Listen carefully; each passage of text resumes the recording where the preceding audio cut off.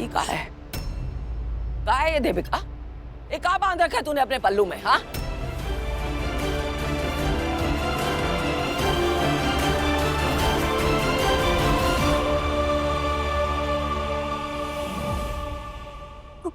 कुछ भी नहीं। ए आलोक, ए जरा ये कान खोल के दिखाओ। दादी जी कुछ भी नहीं है। आलोक देखो का है वो। ए सोनू तुम हटो, भाभी माँ।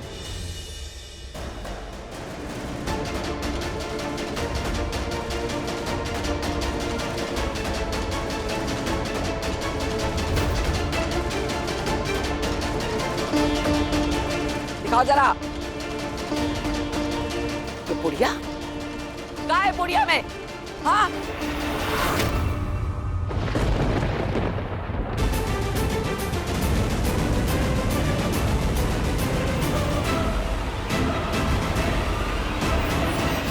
भगवान का है ये?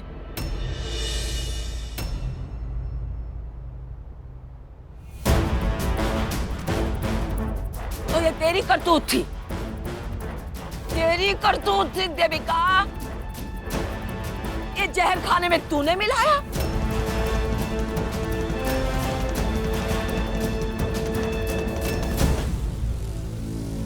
तो इसका मतलब ये वो खीर भी तूने बिगाड़ी होगी ना? खीर भी तूने बिगाड़ी। अरे क्या किया तूने देविका, क्या किया? हाँ? अरे अपनी देवरानी से इतना जलती है तुमको? दादी जी मैंने कुछ भी नहीं किया, मैंने कुछ भी नहीं किया। झूठ मत बोल, झूठ मत बोल, हम सब समझ रहे हैं, सब समझ रहे हैं अब। अरे तुम्हारी देवरानी की इतनी सारी औरतें आके वाहवाही कर रही थी ना, उसकी इतनी तारीफ कर रही थी और तुमसे ये सब बर्दाश्त ना हुआ, तुमने इतना बड़ा कांड कर दिया। दादी जी मैंने आप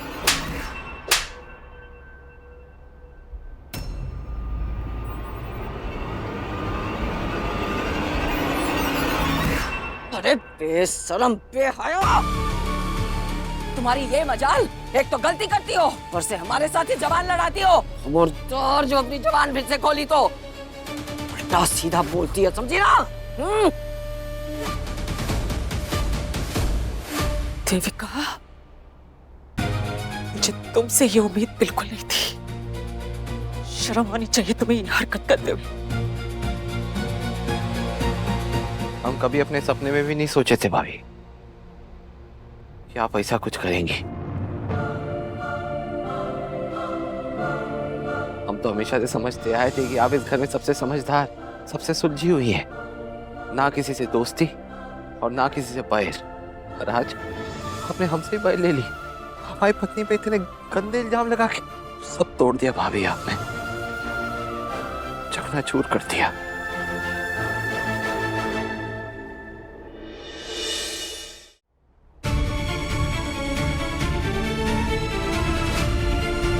आप कुछ कहना चाहती हैं मम्मी?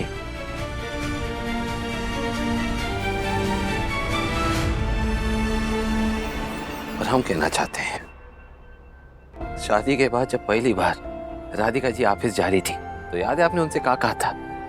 आपने कहा था कि ये लड़की ऑफिस के काम और घर की जिम्मेदारी एक साथ तुम नहीं निभा सकती। और देखा आपने, पूजा के सारे काम, ऑफिस की मीटिंग सब निपटाई और हर जगह से वाहवाही मिली। देखा ना आपने, राधिका जी आज की औरत है मम्मी, जो मर्दों से कई ज्यादा प्रतिभाशाली, कई ज्यादा आगे, कई ज्यादा काबिल और कई ज्यादा समझदार है। ये सिर्फ किचन तक सीमित नहीं है, बल्कि सारी जिम्मेदारियां उठाती हैं, सब संभालती हैं। घर की जिम्मेदारी भी, परिवार की जिम्मेदारी भी, काम की जिम्मेदारी भी, अरे यहाँ तक कि अगर उन्हें जरूरत पड़े तो हम जैसों को भी संभालती हैं। हम जानते हैं मम्मी, आपके पास कई सारे कारण हैं इनसे नफरत करने के लिए, पर हमारे पास अनगिनत कारण है इनसे प्रेम करने के लिए।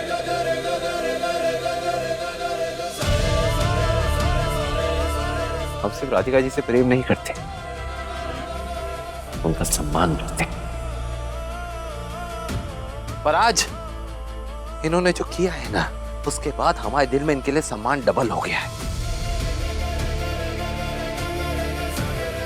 कुल देवी की पूजा को संपन्न करके हमारे घर की परंपरा को मेंटेन करना सिर्फ राधिका जी के बस में था और किसी के में नहीं, बता रहे।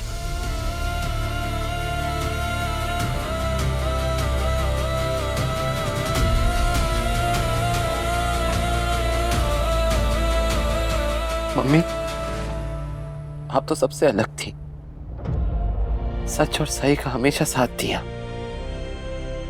कभी प्यार का आपने खुल के समर्थन नहीं किया, पर प्यार का सम्मान हमेशा किया है आपने।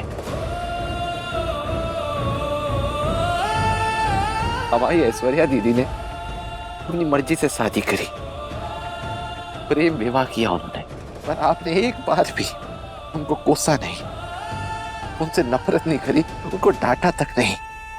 अरे तो हमसे ऐसा कौन सा पाप हो गया कि आप हमारे प्यार को स्वीकार ही नहीं कर रही? बार बार ढूंढ ढूंढ के दोस्त निकालती आई है राधिका जी से। हम नहीं कह रहे कि आप जबरदस्ती उनकी तारीफ करें या उनके गुणगान गाएं, अरे पर कब तक उनकी गलतियां ढूंढती रहेंगी आप? बताइए कब तक? अरे अगर आप पसंद नहीं करती तो कम से कम गलत तो मत सिद्ध करिए। अरे एक बार, सिर्फ एक बार उनकी कोशिशों को देखिए, उनके मन को देखिए, उनके दिल को देखिए। अगर उनका साथ नहीं दे सकती उनको गलत भी मत कहिए।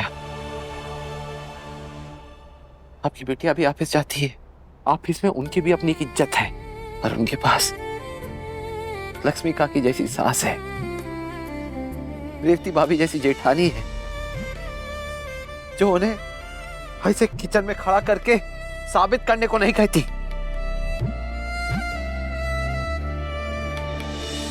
और हमारे घर में क्या होता है? हाँ, क्या होता है हमारे घर में? कदम दर कदम राधिका जी को अपनी अच्छाई, अपनी सच्चाई साबित करनी पड़ती है। देखिए उनको, आज घर का सारा काम, पूजा का सारा काम, गुड़िया की जिम्मेदारी, हमारी जिम्मेदारी सब बखूबी निभाई, अकेले निभाई, या एक शिकायत नहीं करी कभी किसी से भी। और अगर उनकी तारीफ नहीं कर सकती तो कम से कम शिकायत तो मत कीजिए, उनके किए को नजरअंदाज मत कीजिए। मम्मी तो भी आपकी बहू है,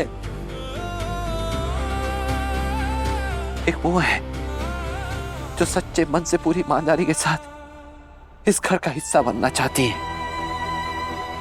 वो घर जो उनको पूरी तरह अपना भी नहीं रहा है, आपके रहते जैसा बुरा है। शर्म आनी चाहिए।